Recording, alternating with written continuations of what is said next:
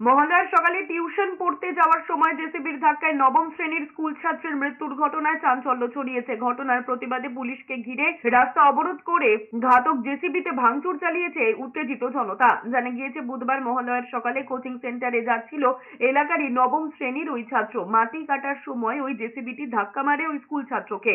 ওই ছাত্রকে ঘটনাস্থল থেকে রক্তাক্ত অবস্থায় হাসপাতালে নিয়ে গেলে চিকিৎসকেরা তাকে মৃত বলে ঘোষণা করে।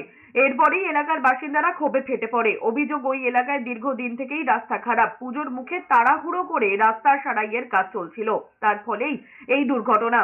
ঘটনাস্থলে জেসিবি আটকে রেখে ভাঙচুর চালান স্থানীয়রা। দুর্ঘটনার খবর পেয়ে ঘটনাস্থলে পৌঁছয় পুলিশ। তারা পৌঁছতেই উত্তেজনা আরো বেড়ে যায়। স্থানীয়রা পুলিশকে ঘিরে বিক্ষোভ দেখান। এদিকে মহালয়ার দিন গঙ্গাসাগরে তর্পণ করতে গিয়ে দুর্ঘটনার মুখে পড়েছেন অন্তত 12 জন। বুধবার সকালে ডায়মন্ড হারবারে 117 নম্বর জাতীয় সড়কের ঘটনা। বেশ কয়েকজনের শারীরিক অবস্থা গুরুতর বলে খবর। যেটা খবর পাওয়া যায়, সকাল অ্যারাউন্ড 7টা নাগাদ এখানে একটা ওই জেসিপি গাড়ি দিয়ে একটা ছেলের আহত হয়, ওই রকম খবর পাওয়া যায়। সঙ্গে সঙ্গে বাঁশরুনি থানার পুলিশ এসে বডিটাকে রিমুভ করে তারপর এমআর বাঙ্গুরে নিয়ে যাওয়া হয়। ওখানে যখন বডিটা যায় তখন ডক্টর ব্রড ডেড ওকে ডিক্লেয়ার করে।